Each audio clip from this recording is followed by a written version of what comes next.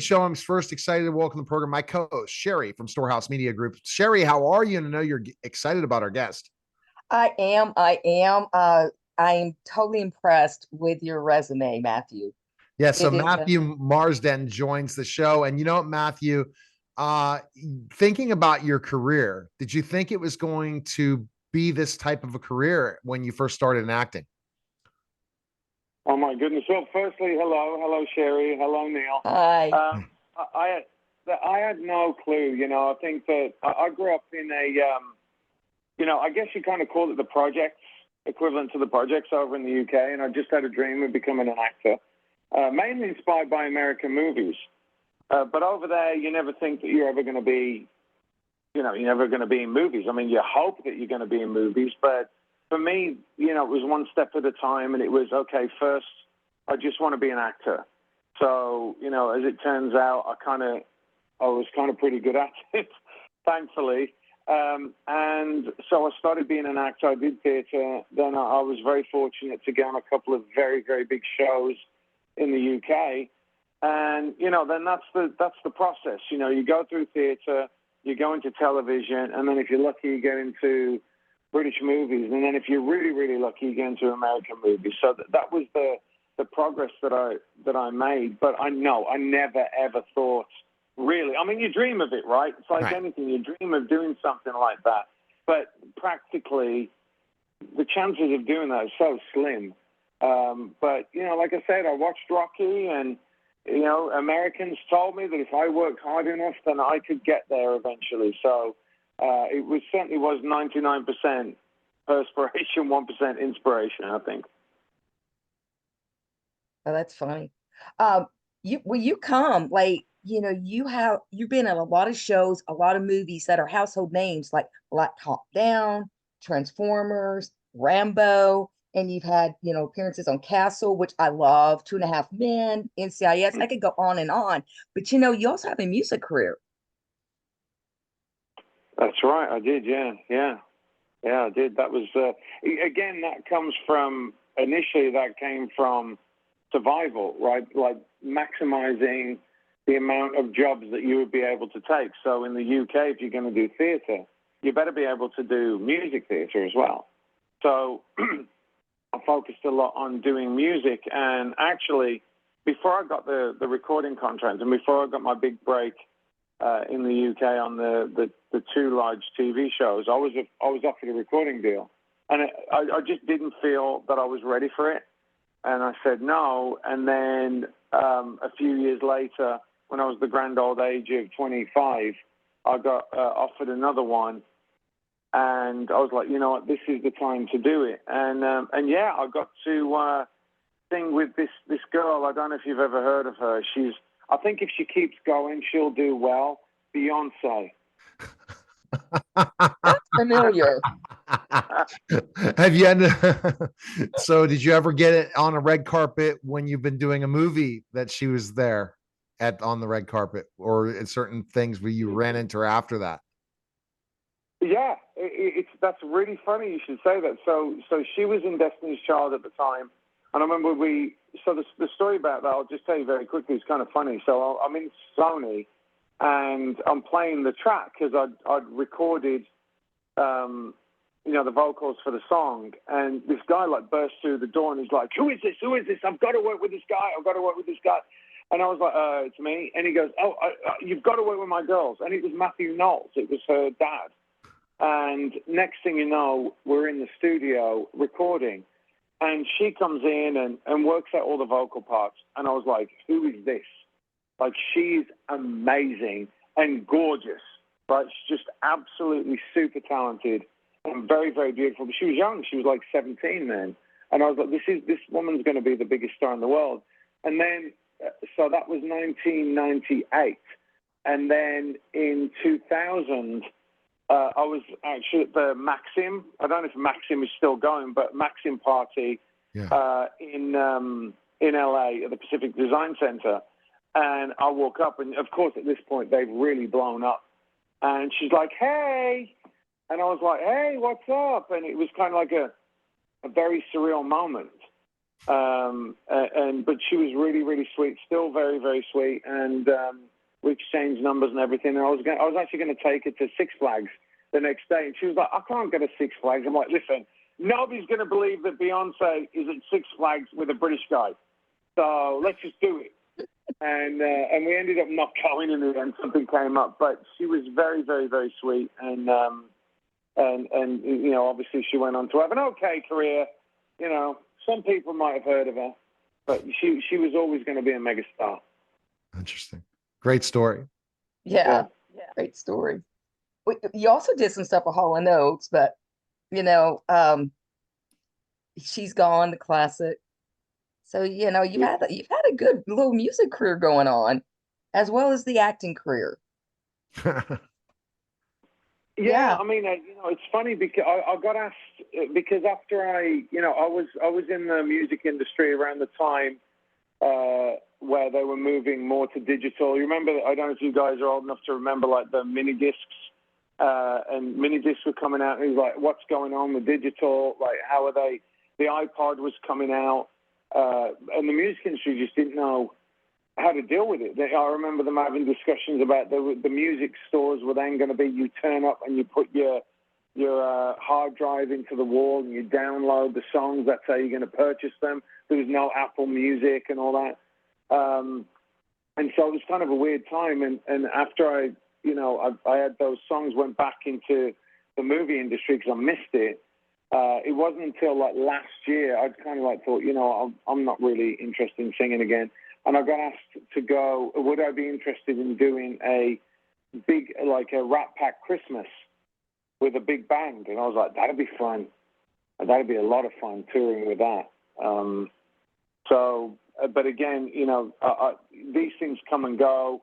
There was something happened with the booking. So who knows? I might be doing it later on this year around Christmas time. So we'll see. We'll see when the promoters get it together. All right. So let's talk about your character in Protocol 7, Matthew, and specifically enough, a little bit more about Protocol 7. So Protocol 7 it's a very different film to the other ones I've done. It's more, if you think of Erin Brockovich, that kind of film, corporate intrigue, corporate corruption. And it basically follows the story based on true events of a whistleblower that saw Big Pharma allegedly doing something inappropriate, let's put it like that. And the whistleblower comes out of Big Pharma and basically brings a bunch of documents to a guy called Dr. Adrian J., which is my character, who is loosely based on Andrew Wakefield. If you're familiar with Andy Wakefield, he's a British doctor. And Andy then goes and hunts out a attorney, and they take the lawsuit they take the Big Pharma to court. So it's very, very appropriate right now, I think, with what we've seen over the past 4 years, and with a lot of people being more, I think if it would have come out a few years before, people would have been like, oh, whatever, you know, Big Pharma, I don't care. And now everyone's like, well, hang on a minute, like with all this stuff coming out, especially recently, and what happened throughout the pandemic, people are a lot more skeptical, a lot more open to hearing about potential corporate corruption and potential nefarious players, you know. So it really, really intrigued me, especially because I certainly changed my stance throughout the pandemic on a lot of stuff, started questioning a lot of stuff. And when this came along, I'm like, this has been going on and nobody knows about it. This is crazy. So I hope that people that are curious and want to know a little bit more will go out and watch the film, because it's ongoing as we speak. You know, the court case is ongoing. So it's very, very interesting, very rare that you can be a part of something that is still in the public eye, you know, but nobody knows about it. So kind of very, very interesting. Yeah, it's like it's in real time, right? As you're watching it. Yeah. Yeah. Yeah, I mean, like you say, sometimes you'll watch a film.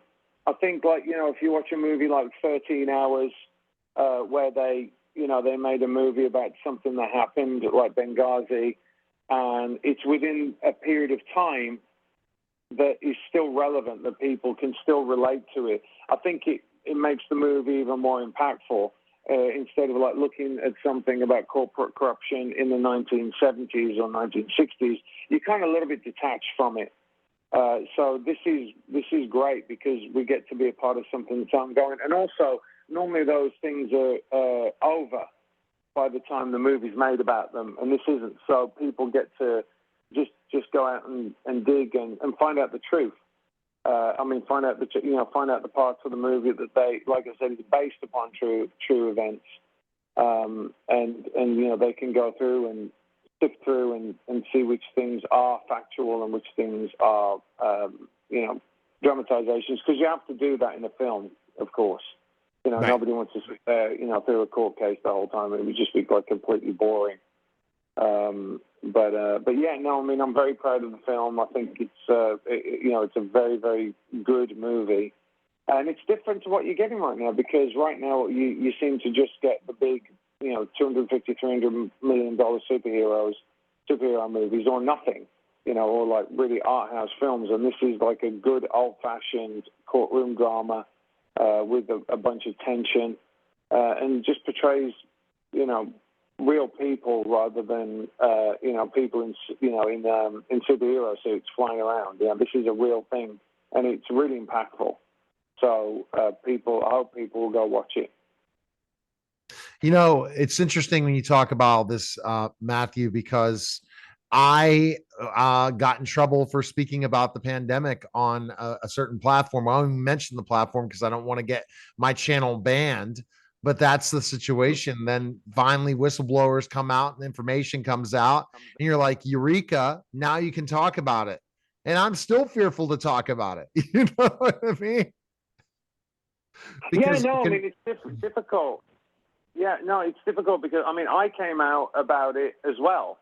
And if you Google my name and look at like the Daily Mail, and the Sun, they put articles out, and all I was saying was like, hey, listen, this is, again, I want to be respectful, because when these things go out, you get banned, right? Like they'll shut you down, even though it's true, which again, that's an issue in and of itself, that you don't have real free speech to talk about stuff. I know that sometimes you should be, you should certainly be mindful about what you say, but things like this is absolute fact, right? Like, speaking about how ridiculous it was with the 6 feet, the standing 6 feet from one another, the masks that didn't work at all. And if you came out and said just kind of sensible, you got yelled down or you got canceled. And that's what happened with me. I came out and I said, hey, listen, look, I had the virus. I don't need to take anything for it now. I have natural immunity. And I got called all kinds of names. And I'm like, hang on a second. 5 seconds ago, everybody took this approach, right? Everyone in the world said, oh, you've had the flu, for example. Go and get a flu shot right after. That was just common sense. And it was a very peculiar time. And I think that it really showed us an uncomfortable and unpleasant side to society that we thought that we wouldn't go down that route again. It was a real insight into people's psyche, how quickly they will coalesce to condemn people. And now, of course, it's coming out that everything that we said was right, because it was just logic. Right? Yeah, but I honestly think, Matthew, still, you never know what certain platforms would say. All right, best place we can find the film. Where can we go for Protocol 7, Matthew? I'll go and look at P7 Movie on Twitter or X, whatever they call it. And the same thing, I think it's p7movie.com. I'm not don't quote me on that. I'm not sure what the website is, but if you put P7 or P7 Movie into the Googles, then you'll find it. So, we're going across the country. We've been distributed through Regal, and then eventually we'll go streaming. So go check it out. Thank you, Matthew. Appreciate it. Thank you, Matthew. All right. You're listening and watching The Neil Haley Show. We'll be back in just a moment.